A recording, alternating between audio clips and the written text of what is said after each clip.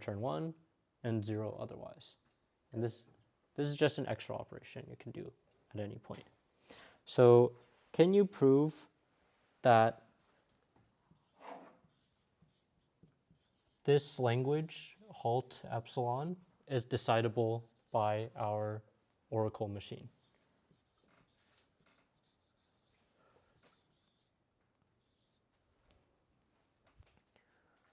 And kind of the difficulty is like, how does this extra operation help us, right? Just looking at it, like the intersection doesn't really make much sense. But first of all, we have the example where we know if it accepts everything, then it's infinity, right? So maybe as a starting point, let's just define one of these machines to always be the machine that always accepts. And what this gives us is for the other machine, we know that either it also has an infinitely large size in the language, or if it doesn't, then this intersection is not infinity. So that's kind of the guarantee that we get there. And now the question is, what do we do with this machine? And if I were to rephrase it a little, is there a machine that you can build given any other machine such that if this machine halts on epsilon, the machine you build will have an infinitely large language? So maybe if I were to erase some here.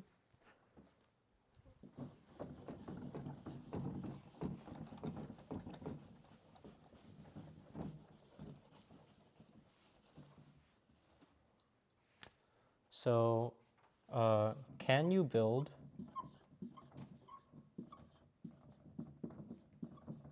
some, let's say, machine n, some Turing machine n, such that if it gets the description of any machine, if the machine halts on epsilon, then it'll have an infinite size language. So if machine halts on epsilon, then L of n has an infinite size. Can you explain one more time why we're trying to build this machine n? Sure. So if you look at the original question, what we're trying to do is like somehow use this extra operation that Oracle Machines gives us. I think it's helpful if you just start by saying you want to build an I/O decider.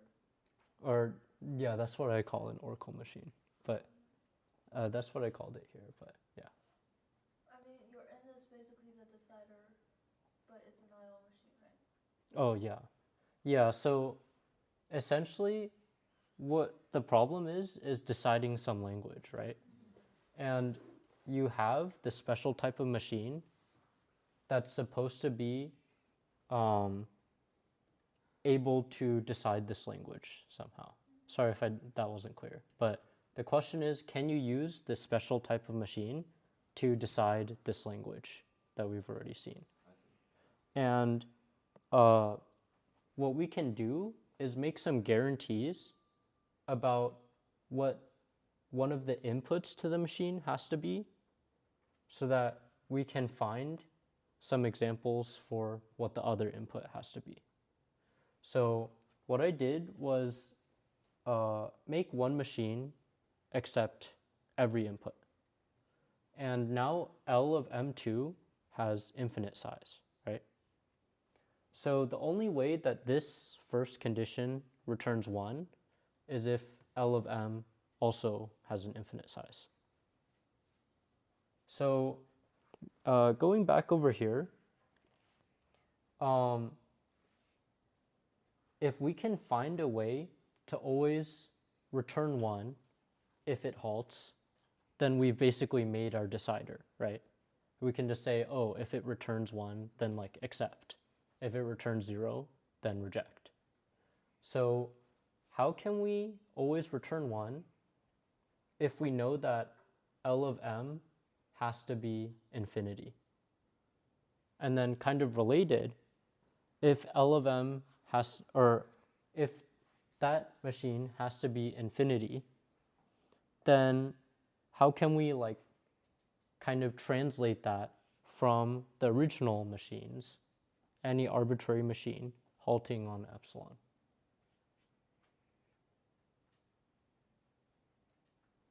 Does that make sense?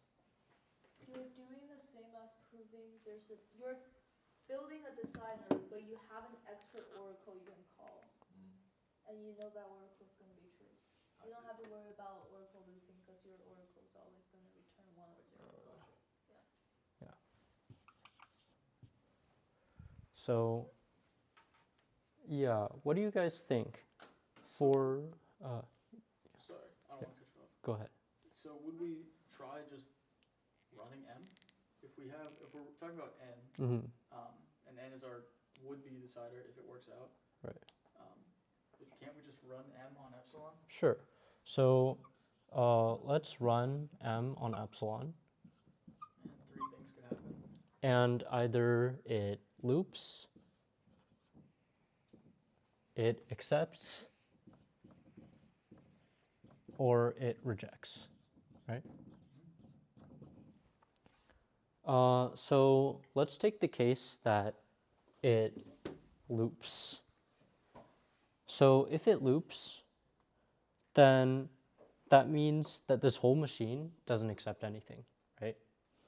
And that means that the size of the language is just the empty set, which is 0. So in that case, if it doesn't halt on epsilon, then we return 0.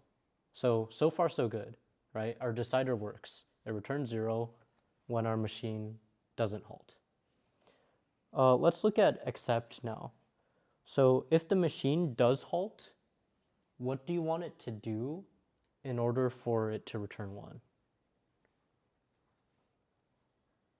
We could say like it just accepts everything. Right. So if it accepts everything, and sorry, let me make the letters here more clear. So let's say we're plugging in this machine n into here. So if it accepts everything, then L of n is just every string. So the size of it is infinity, right? And if this is infinity and we plug it in here, we already know this one's infinity. So we get that it's infinity and it returns 1 like we want it to. And then final step, let's say some arbitrary machine does not halt, or it does halt on epsilon again. It just rejects this time. Then what would we do? Yeah. We reject. Not quite, because you would, so not quite, because actually we just need it to halt on epsilon. Halting just means it doesn't loop, right? So either it accepts or rejects, and if it accepts or rejects, then we just want to return 1. So we just basically copy the same case from accept. We say accept x,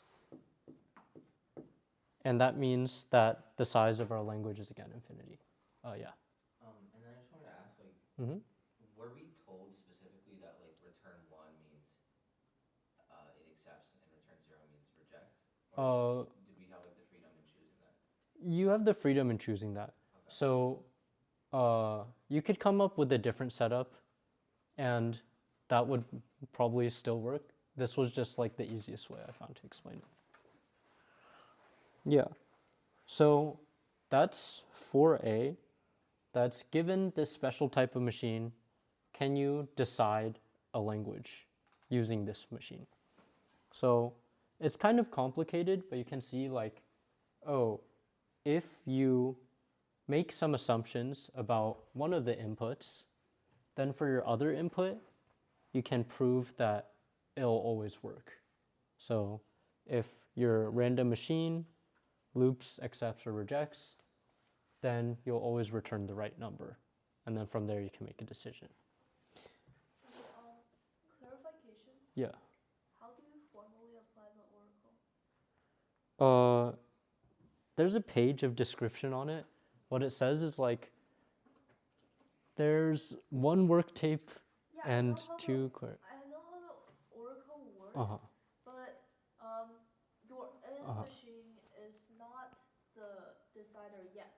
You Yeah. still need to plug in your N and your M2 into our oracle Right. and return the output of the oracle. Right. 0 for reject, 1 for accept, Mm-hmm. right? Yeah. So the last step would really just be like, So you build a bit let machine. Oracle machine O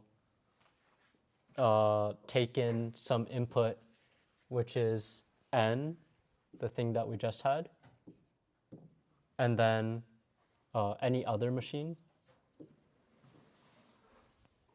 and then just using the description of N, we'll just run the Oracle operation, and we'll say like, if it returns 1, then accept, and then if it returns 0, then reject, or something like that. Oh, okay. Yeah. And then you just define M accept all inside of OM. Yeah, exactly. So,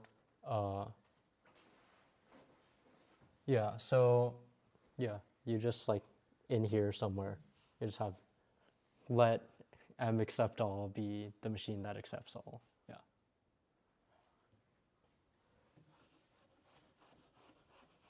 Do you need to plug in X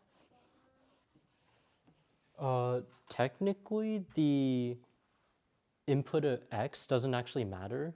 Like, No, I mean you Or- have to plug in the M somewhere. oh, the M. Yeah, so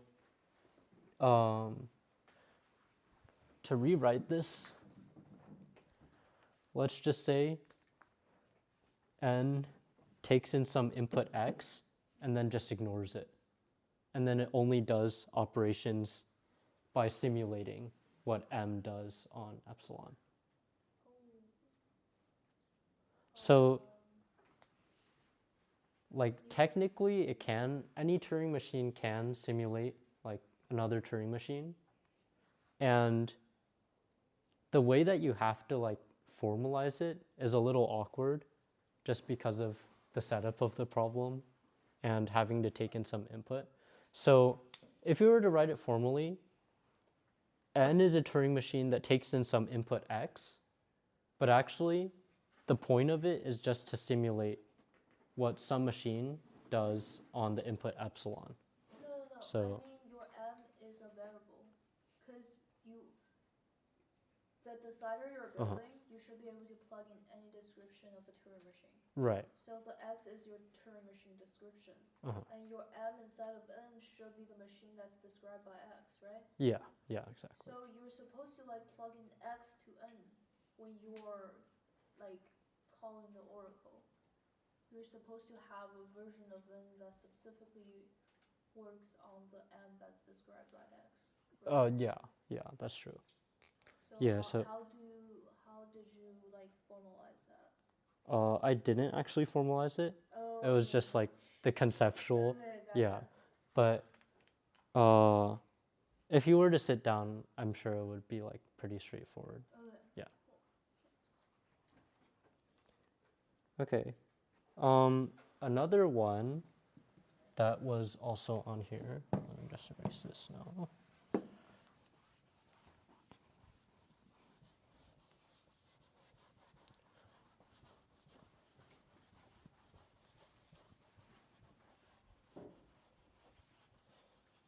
So this one is for C. So in case anybody was wondering, it is past 6, but Oh, yeah, I'm down to keep going. Just I need to go to another meeting, so sorry. But no worries. see you guys. Thank you See you. so much. So for 4C, you get a new machine that's related to the old one. Oops. And from the description, what it does is it's a counting Turing machine.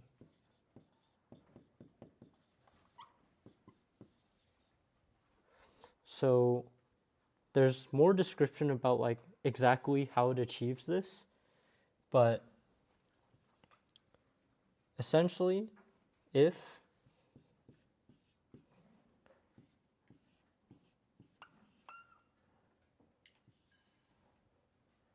L of n, the size of L of n is infinite,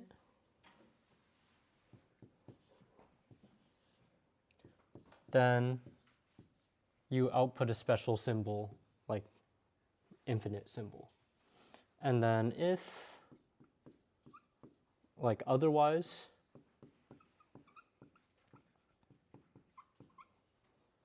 then you output a string of ones that's like as long as however long your language is. But the exact details don't matter. Essentially, just output a special symbol if the size of your language is infinite. Otherwise, you'll output lots of ones, a finite number of ones, but lots of ones. And all of this is, like, again, a special operation.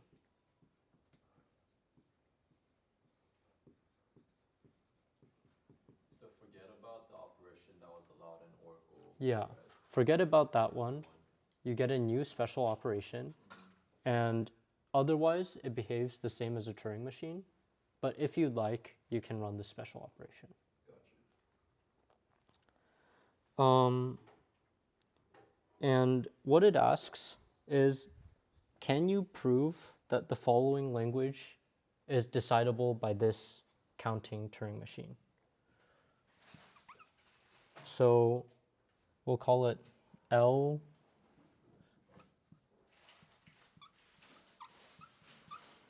finite equivalent, finite EQ, let's say. And that'll just be any two machines where both of them have finite languages and they're equal to each other. So L of M1 equals L of M2, and L of M1 is less than infinity in size, and L of M2 is also less than infinity in size.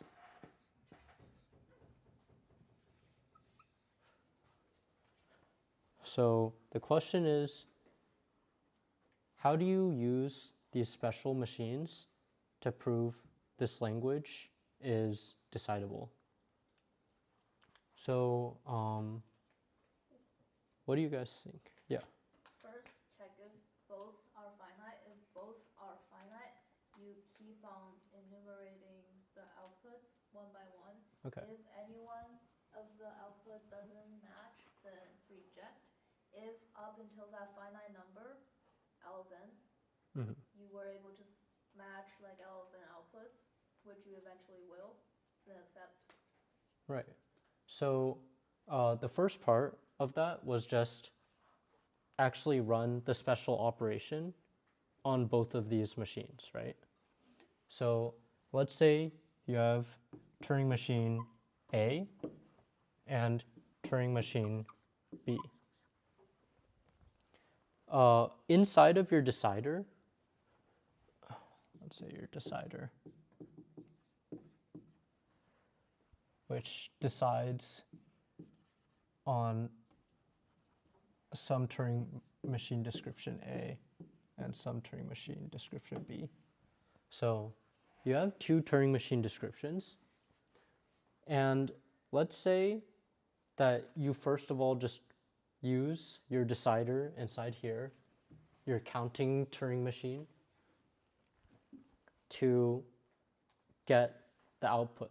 So either it's infinity or it's some number of ones. So first you check the size of L of A, and then you check the size of L of B. So obviously if either of these are infinity, then you're already done. And if they're finite, now you have to check that not only are they like the same size, you also have to know that they're the same like strings in the language. So the way that Elliot suggested was that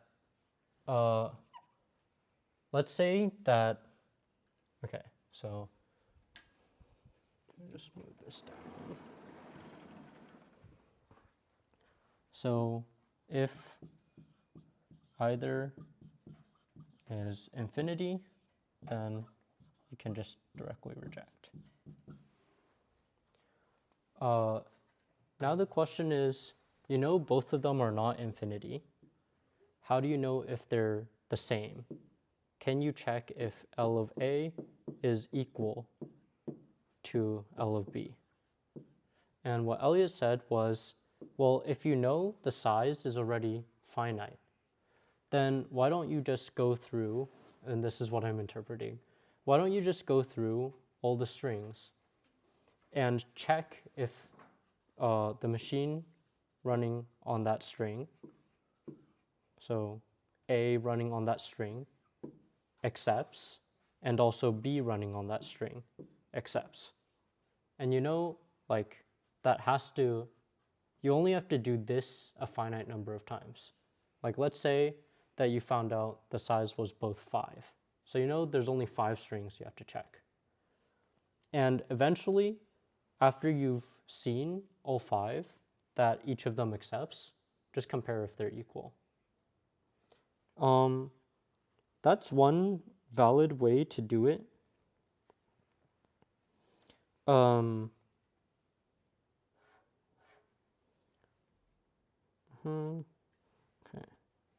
A different way that I saw was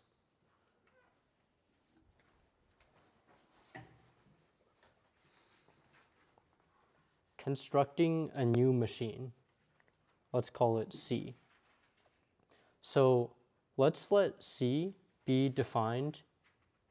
The goal of C is to have the language of C equal the language of A or the language of B.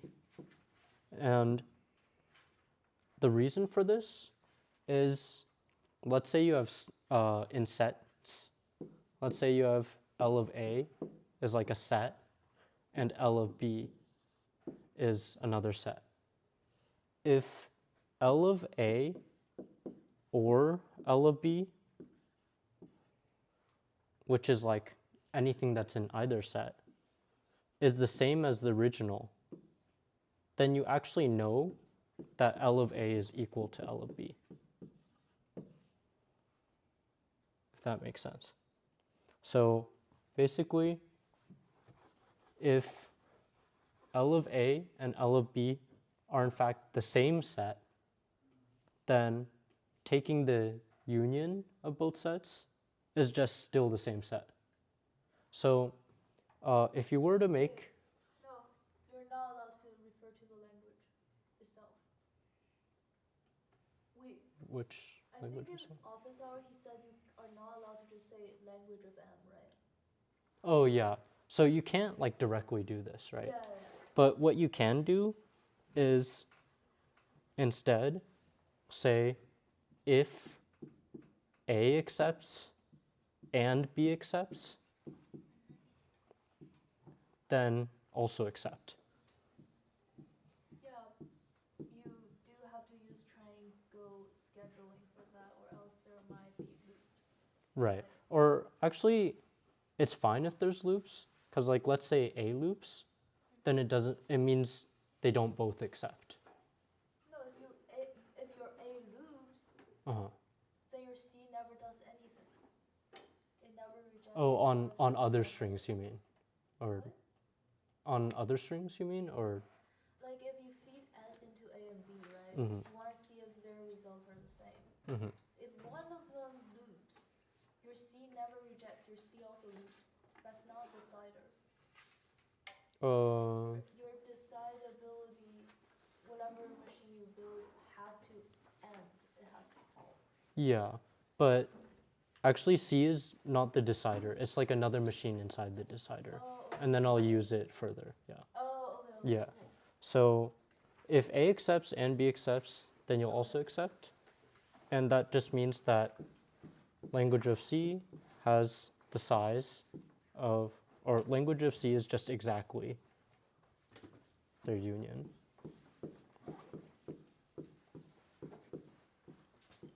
LB. And because of the operation that we get, we can, again, just check if this L of C is the same as this original count. And if they're the same, then it means we didn't add anything new by like including B. So A and B have to be the same. Like if they were different sets, then the full set would be bigger, right? The union of these two sets. But since they're not different, then the size remains the same. Make sense? When you said when you construct the C Yeah. and you know when you said FA accepts, does that mean that like you're actually running A? Yeah. So C will run A and B in parallel on the same input. Okay, and then they check if both of them accept. If both of them accepts, then it'll also accept. And what that means is that the language of C is just any string in A or any string in B.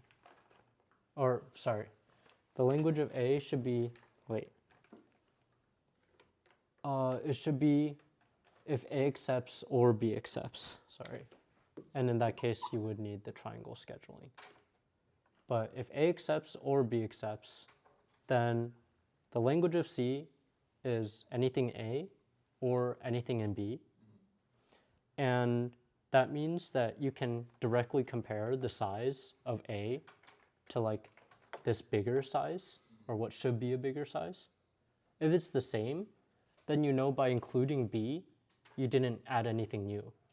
So C and A have to be the same. You can still use AND. It's just an intersection, right? Yeah, I guess so. If it's and, then the intersection's the same, and you also get a nice property where you can compare them.